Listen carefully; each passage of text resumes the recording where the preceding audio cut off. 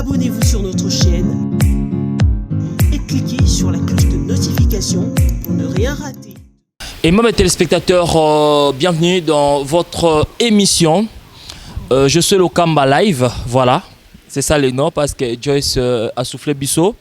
Vous êtes bel et bien sur Je suis le Kamba TV. Aujourd'hui, tous en essayant à Koyamba. Moko ya bayembi, il y a l'église même à Maranatha. Mais tout le monde y a accompagné na batu mususu mais na bayembi église ité. Alors to lugato yeba le pourquoi oyo azana bangote. Tout le monde y bata tout le monde d'aba tansima na ba clavier ngelo ba ke cause peut-être groupe d'accompagnement et cause à l'orchestration et cause à nini to ebité. Nous allons poser la question à notre frère Moïse Mouyoli. Que j'aime beaucoup, malgré la taquine nga na mnene. Frère Moïse, mbotena. Mbote papa. To monio lelo na bande ko bazana simawa. Oko expliquer biso moi mon squelette na bango eza ndenge nini. Tant to monde poto eboza parmi ba kondia groupe adoration église même à Maranatha et comme on pas évangile je suis le Kamba. Mais tant to moni batwana bazate. Il ngelo baké, il y a peut-être un problème pour Congolais ko kaboneza ngo li pelanguba ya welo répéter au salibor na yo bendani ou quoi eza rébellion toni te bana. Merci beaucoup. Quand ndengo toloba naza moko ya ba kambina kati ya église même à Maranatha. Ko kabwana na habite so na roba nimbe to kabwani ta tozaka na lisanga nde bo moko ndenge tata la ksarabiso. Mais ce que tant que leader au betika bord na. Tezali kamba bord, tezali kamba vision. OK. Ezali kamba bord te ono komo kino côté mususu. Ezali kamba vision. Ezali ke vision ezala nango déjà. E bando zelaka temps. OK. Bando zelaka temps nzamba osabiso ngolu. Nde tozaka na groupe na orchestre plutôt na groupe d'adoration Maranatha naza mwana lokwa bana nyonso tu moyembi lokwa bayembi nyonso tu Soda Mulongo Soda Mulongo to kumba na kaka mais siko na Maranatha oza Soda Mulongo mais awa nde na tio na gauche na ngai wa leader fondi mana ko leader siko to moni bande ko baza awa OK to yeba eza groupe d'accompagnement bazo accompagner carrière solo na yo to c'est la carrière solo to bosangani posala moloko mo boye popote to ne expliquer biso non so koloba ke to se lancer to sala moloko mo boye poto teka wana na beti libanda to na beti libaku voilà parce que to sala nyonso eza pona lokumu nkolo ya liboso pona lokumu mutute eza orchestre les élites de l'Éternel. OK baza ba moko o tozana bango na kati ya groupe tosangana na bango nde bango tozo sangisa vision tozo travailler ensemble nde nzamba sa biso ngolo mi mabiso ndenge alingi.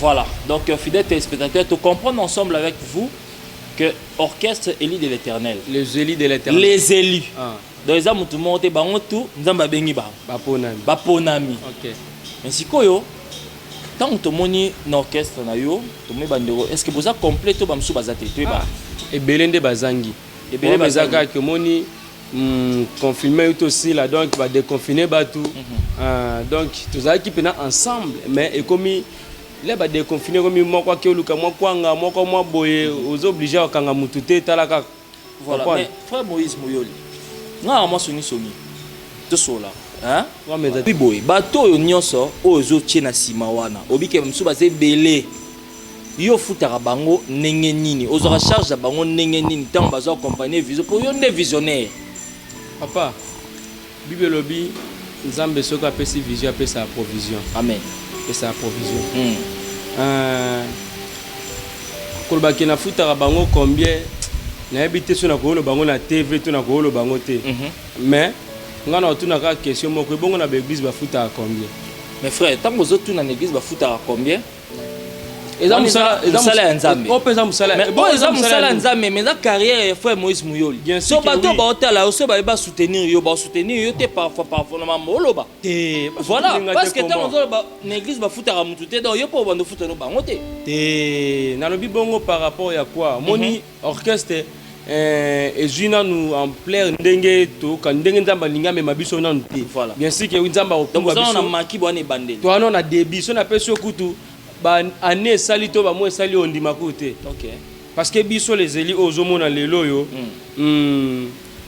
jour na biso ya liboso jour na biso ya liboso o les élites osangana ki ezalaki le 2 mars ya ne o nakata confinement donc avant confinement ouais le 2 mars ya année oyo on a jour na biso ya liboso donc ndanga to kene na bité so ndamba ma biso ndeni yemo kande mutayebi OK yemo kande mutayebi voilà donc nebo kende nzamba mutayebi mais koloba ke so ba soutenir te papa ba soutenir te comment merci beaucoup to yebi to koma wana mais frère Moïse avant na banda repasser micro frère Moïse tout moni sœur Naomi Kiseula zawana aza moko ya ba membre ya église nde obaki bino ba soda mulongo mais to yebi te ye pokoti na kata vision azaka ye moko te boza banani azana tozana ye sœur Naomi toza pe na moko pe tozaka na pe soda pe ya mulongo soso bambolombolo na église mais ba intégrer vision na yo ouais baza na kati ya vision OK baza na kati ya vision tokoka kangela mutu mutema te tant vision ebandi façon eza ko évoluer babiki te et okende malamu donc ba tia moi libanga po na yebi ba grâce na bango ba grâce na bango na yebi yango moni esala ka bongo nzamba sali ngolu tozana bango voilà nzamba sali ngolu ozana bango eza malamu ko mona que bosangani na même état d'esprit pour bosala eloko moko ya bien oyo ko pesa gloire à Nzambe mais il y a aussi un problème frère Moïse Mouyoli est-ce que lelo boza capable ya kokota studio aussi longtemps que c'est ça les gars sur 4 mois merci beaucoup pour la question toza capable ya kokota studio aussi longtemps orchestre ça les gars 4 mois mais ngana on le baketo comme dans suka ya studio oh to comme dans suka comme na suka ya studio ouais si on apprendre les biso na ba téléspectateurs OK si beaucoup ta studio to côté de studio to comme dans suka nzamba sala ka ngolo voilà frère Moïse motune za nango mbelité babara musapi moko et sur la elomité très bien siko yo si au côté studio na ba moyen ya yo moko kaka na ba effort perso tozo ki mo ba aide ba tout on ngeni nzamba zo kanga na likolo ata aide mutu moko te non azui OK non azui ata aide mutu moko te mais nzambe lokola lobaki soka pesi vision pesa provision amen pesa provision yemo kande mutawa sunga biso ka malembe asunga biso ka muke mais studio les a pas studio la chair bien sûr mais siko tiro que d'ailleurs bo sali maxi single to bo tourner to sali pena album ils ont combien de titres sur album a 7 titres on a 7 titres bon enregistrer tous les 7 chansons oui mais au sali yango yo moko nzamba osa biso ngolu OK ezate ke soki yo nini soki nini mais yemo kaka nde ina obandele loko mingi so apesi vision apesa ka provision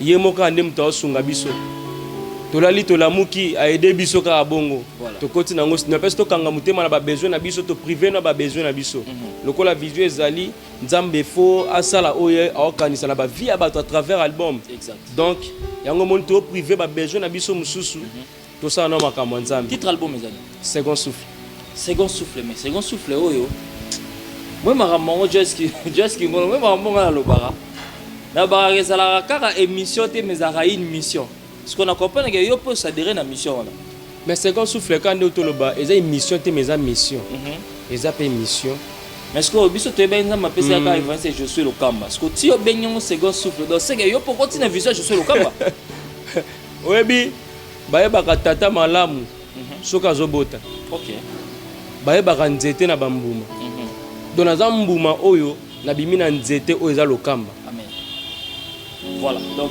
place wana je crois que basukisi biso pena basukisi biso po babi bien que tata ya malamu bayebaki tanga zobota nzete malamu bayeba tanga zobota voilà album second souffle ouais mais ba titre ya banzembu neti nino tie est-ce que tie ba ka ya vie oyo ezotungisa yo ou soit tie ba fait des sociétés ne batusu ba comment pour ndele l'inspiration si là maintenant obi ke ozolo be la seconde souffle c'est mama lunga za na kati alors mega ko expliquer biso ya moite to banda royo kata ba titre moko mibale expliquer biso na état d'esprit album ngo za ndenge merci beaucoup elo mona loba ko bongisa moi mukende lobi ke lelo be inspiration si là l'inspiration si là te na lobi vérité nazo ba vérité po album lelo ezala na s'expliquer OK mutaro misa album ka nzembo moko yokani après Sili mais parfois frère mente oh ya ba 1990 soki combien si les gens ont assisté à l'église, c'est dans ces contextes-là que les gens ont inspiration à tes arrachés.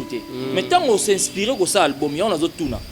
On y a fait des sociétés, on y a une inspiration divine en Zambie. Inspiration divine en Zambie. Ok, on a communiqué sur titre zanetti. Nous avons Bolingo na yo, nous avons Ngolu, nous avons Loyembo, nous avons Yamotuya, nous avons Kombo na Yesu, nous avons Emmanuel. Donc presque nanenga mabete. Ya to le ballon vérité. Ba titre nyon sur le bien. On essaye mama. Koyemba mais ça problème té. OK. Et ko za lango titre moko mais ça différent na koyemba manango. Na YouTube écrit problème hein.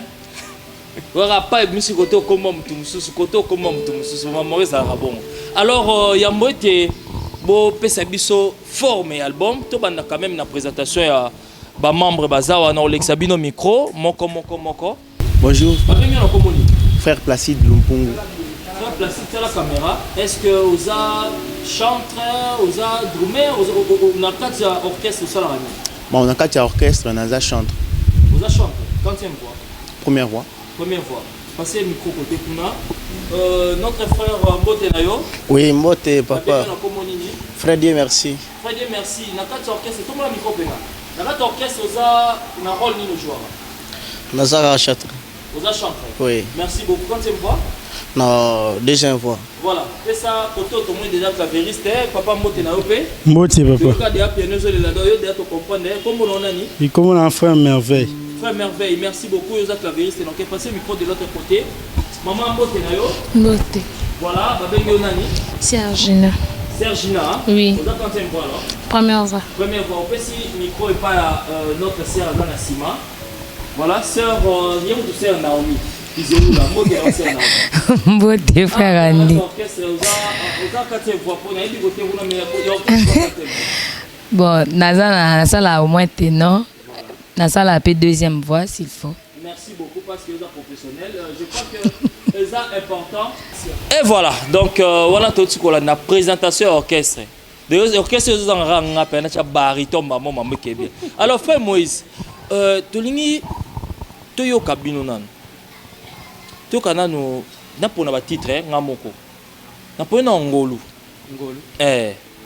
Na poni ngolu to kana ngolu. Ngolu wana pourquoi le ngolu? Ngolu pona nini? Pour nini ngolu? Ngolu parce que équipe à famille té. Équipe à récolter. Équipe à libotate. Moni David bakenda boa kaba bakenda ko tike na Zamba. Rôle né o batike la ki na Zamba et pas Isaïe. Rôle né Isaïe ka boko la bampate. OK. Donc ya koma ene ka solo bampate. Tandis que bayaya bazana ville. Mais ngolu équipé ba na ville té et ko landa ti na fin fond na Zamba. Yango mona me fobochette maré makola ko bukana ngolu elandi na le débat. Voilà. Donc yango na tina ngolu. To kana no nzemango. Na tikeli bino pena micro donc to ka ngo pena don nini ezela to beta na ngolu pour ça na bien. OK. Yesu.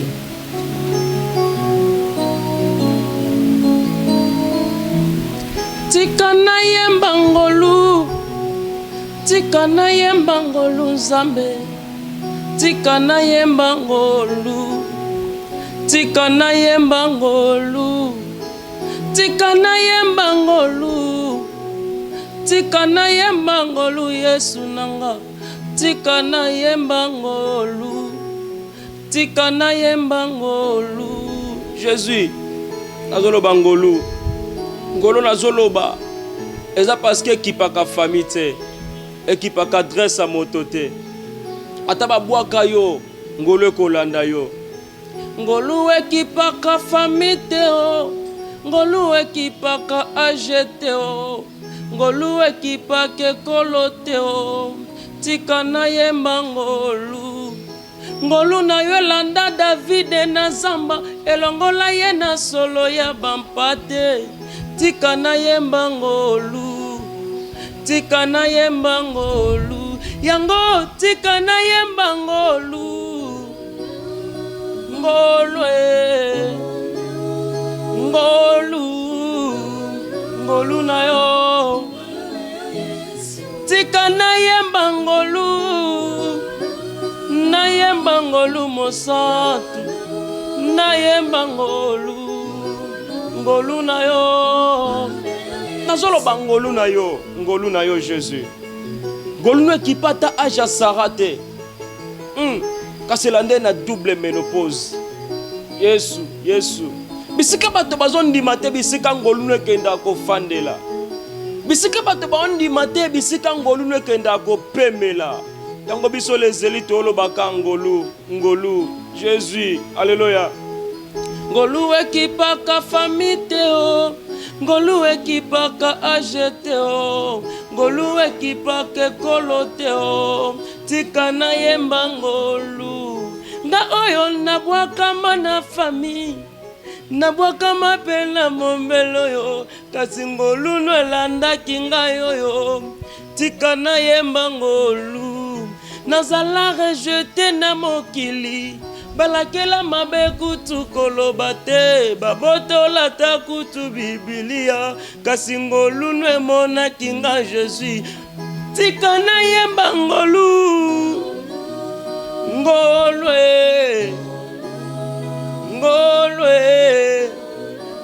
na yo tika nayemba ngolu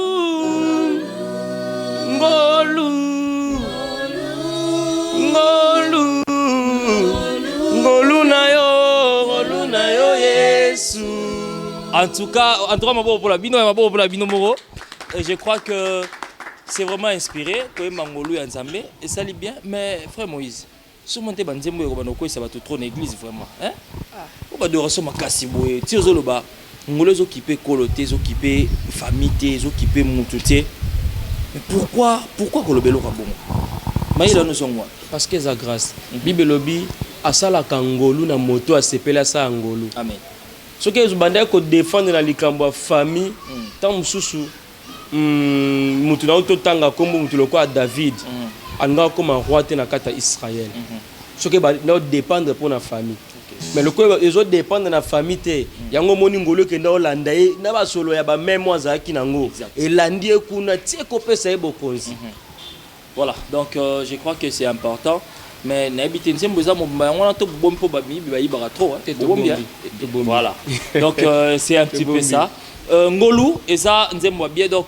kalaming te bo consommer en fidèle téléspectateur exemple ba dispositif ni air yango yo bat ba hôtel yo ba te belé bazali wana ou parfois les lo ba ko porter moi pierre édifice nzembo kitoko ndeti ngolu boyembi bo est-ce que vous en avez un producteur toi na producteur te na to ko biso que to sali nyoso na ba effort na biso moko bo sali nyoso na effort na bino mais lelo bandeko soki balingi ba contacter yo ti mutu moko CP na banzembo parce que boyemba sunzembo moko mais soit ba produire yo parce que za mwana lokamba a procéder par quel moyen ba numéro na biso zawana ba numéro na biso zawana o azana posa ko sunga biso to ko produire biso ba numéro ezana ngwana akobenga biso ba numéro pe ya WhatsApp zawana voilà donc nzamba ozanga te ko pambola ye voilà donc parce que musalo zo senga pena lisungi voilà musalo zo senga lisungi la posa ya lisungi ya bato exact donc musalo zo senga lisungi on te lobi contacter l'artiste hein donc numéro zawana yangate mais artiste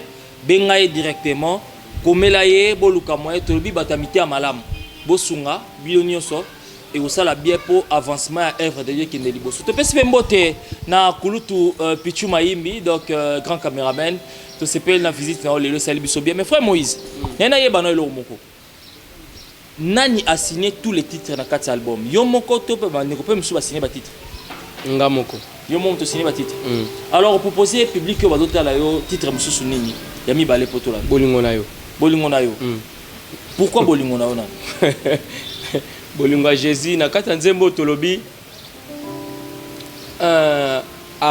nakoloba comment nakoloba ndeni bolingo ya Jésus etalaki bokonzo azalaki nango te mais kasa ndimi kolata nzoto kino babake na bolumbu na kulusu OK yango tolobi ka bolingo na ye donc bolingo ne leki même ya baboti na biso bolingo ne leki nyonso yango mona na kati tolobi liwa na ye nde botambuma donc bakufa na bango na mokili epesa biso eloko te kasi liwa Yesu epesa biso solution amen liwa Yesu epesa biso solution voilà la raison pour laquelle to pesi sous micro ba yembela biso penza bolingona yo to kanon voilà, parce que je crois que ça inspire trop. Donc le frère Moïse Moyol est là, c'est notre frère, mais Aza na inspiration. To bien album mais second souffle.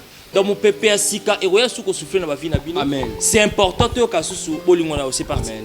Merci. Jésus.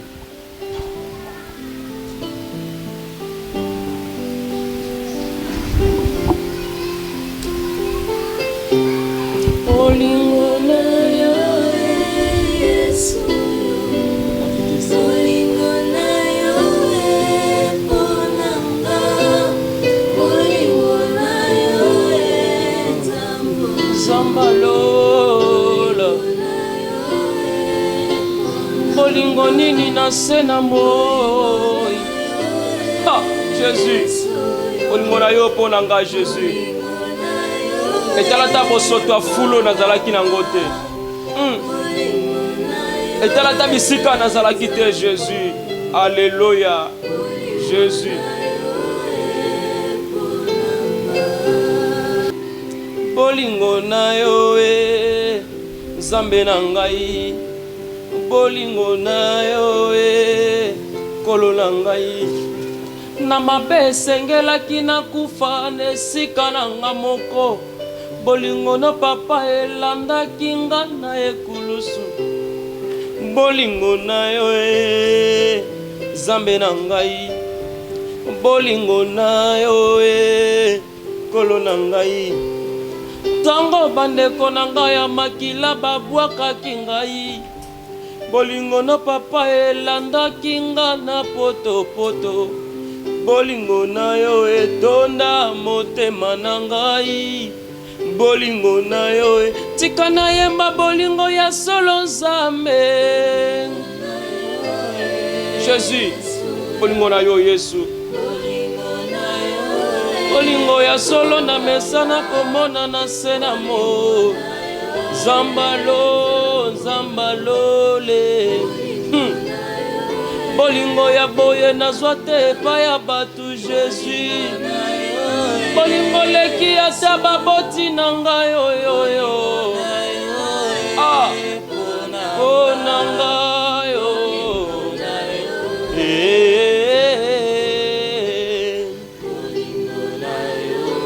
Jésus.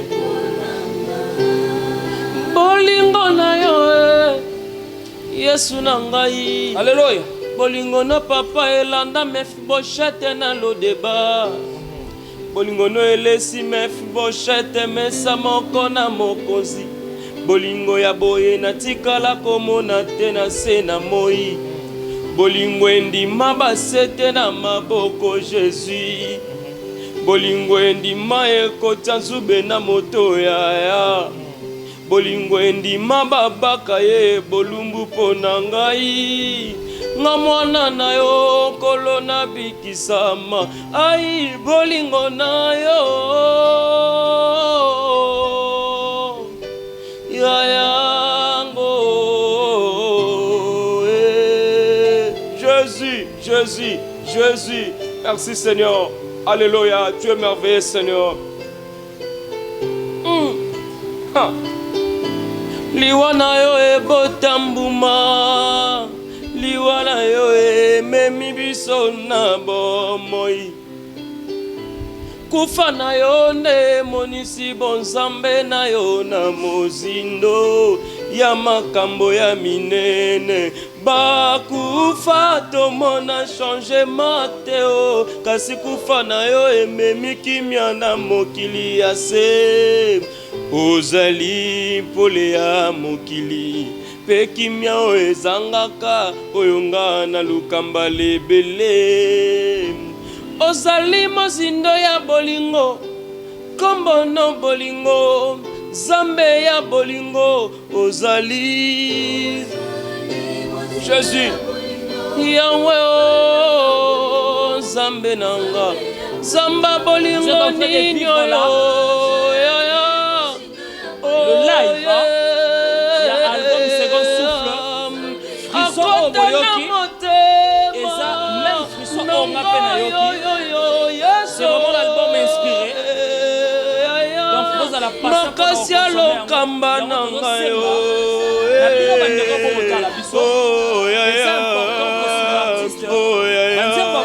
akota na mabanzo na ngai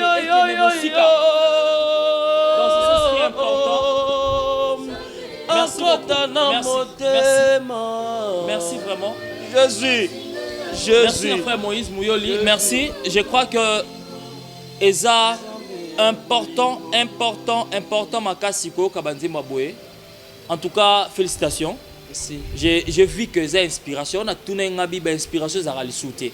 Mais koyo ke lora bunga na trop fragile la musique. Donc c'est nga pena ba chair de poule. Na comprendre que nzamba na kati. Et on te le dit, bino bande robo otala biso, bo soutenir œuvre oyo, eza vraiment motu ya makasi. Ceux qui bo bengi na ba numéro wana bo contacter tobi bato baza sérieux, bo sungande ko Moïse parce que et loko aboso to tiango na marché, nous t'en perdre dans la tête. Au contraire, ego edifene ba na nzambe parce que ko nzembo za na vie, mais na habité. Na circonstance ni boyemba nzembo, bo ina retraite, ezaki wapi, ezaki na ngombo do tambula. Po m'inspiration, po na mo ba inspiration ezali. Na benga ngo wana nzembo mema. C'est mon inspiration et l'angaka. Ah bon? Oui. Mais il en plein culte. La bête à la solo, tout à la prière, un certain mercredi. Prière, toujours yemba kaka. Tellement courir dans le groupe krati. Ah! Skoyo, to biminga na ingénieur mbangu, total la groupe wana soki pour mes années. Na taba to ba bongisa groupe, nga na oyoka na matoi nanga, bolingo na yo. Na benali mon panini ko melanga na matoi eyelinga pena mingi bolingo na yo balisiko ko rappeler nga na ndo mona pena film mobimba ya Jésus mobimba pena tindenge ba baka ye makamnyo soto wana nde yaki ko mema ngai nde bisiki inspiration nzembo euta na benga ngo pena nzembo ya mema bolingo nzambe za nenga longola ko na Congo Jésus na pasi amemi na poto merci on se retrouver déjà bolingo nzambe pourquoi matape avion et matite ziga na piste. Mais tant déjà commis et a bolingo nzambe. Donc tant hôtel la biso boza na vie et a bolingo nzambe. Frère Moïse en tout cas, une fois plus nzamba pambula yo. Amen. Mais je crois que est-ce que boza na activité ni no boko ko préparer ko bana ko faire nourrir déjà public banzema kitoko parce que wana eza nambu tozo bomba ngo parce que zo senga pe aide malunga ne tozo marteler sunga musala oyo. Olé a opesa ba mission heureusement ko bakata bango 10 ans ngo ba ya lisuté. Vous avez œuvre de dépôt à vie n'a pas moula. Frère Moïse, est-ce qu'il y a des activités qui sont prévues pour Nayango? L'activité, tout ça l'activité moko tout ça nango toujours préparé. Yango toujours sengaka lisungi pena na ndeko azamuté ya malamu. Na ndeko nzamba simba motema na ye. Ko tika bisote ba numéro za yango wana ndenge to anda koloba. Sunga pena musala nzambe et ozala bien. Tout ça na concert moko toujours préparé. Eza le 31 août. Le 31 octobre. Voilà. Le 31 octobre. Dans la 10e mois. La 10e mois qu'il y a année. Nous avons préparé yango. Nous avons payé na katia ko bata matwana posa libota nzambe tan ba yoka ba la pena ba bénéficier pe ba vie belé changer à travers Banzembo. Voilà, c'est important hein, c'est important ba vie ba belé changer à travers Banzembo. Mais frère Moïse, yebisa biso sincèrement. Quelles sont les difficultés au Bokutana on a nous jusque là banda bobandaki? Pas difficultés et belé et belé ceux qui n'a bien de temps ba difficulté. Donc et monsieur ko aussi la difficulté s'ilité. OK. Ba difficulté et belé makas eza kuli comme toi de tanga raté et belé na bandeko ba yebi makambo yo ba yebi makamni na oloba. Eza pene belé ko ba na makambo studio ko kine na makambo ba clip pour notre bandité zo sengaka mbongo ba moyen donc na ba propre fort na biso tozo pota na mais tokokite tokokite yango to sengaka lisungi. Voilà donc lisungi c'est important mais tout aussi c'est émission to aussi ça bon côté sans pour autant na bandela suko ça l'appel oyo baza bango moko mais tout on dit marqué na kati ya Yesu baza bango moko te po ba apena bino amen o bozana bango bo soutenir bango amen ngana linga kota makambo eza bien tabo mo na koti makambo yo c'est maman lungiza wana to soutenir bango et ozala important banzembo kitoko boye imaginez kaka soki yo bimisi mbongo et quelqu'un qui édifié mutu moko aza na Canada et édifié mutu moko aza na Australie et édifié mutu moko aza na Nouvelle-Zélande yo ce qu'on a ma photo combien parfois dépasser à muké mais on a ma photo il est belé frère Moïse yambo te to kabwana na pesio pena micro zona sur na public wana o ezo ki ta otalo lelo yebisa bango o ezakatsa mutema na opona. Merci beaucoup.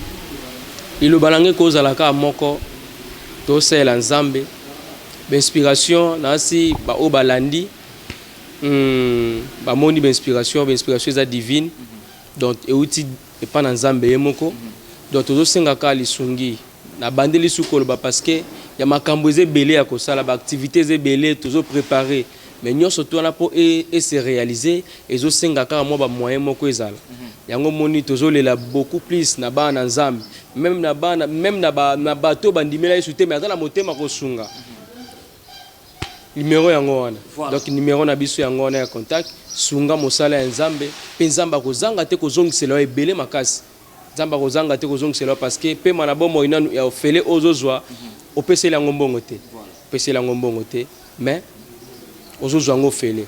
Donc, merci beaucoup. Merci beaucoup, c'est important.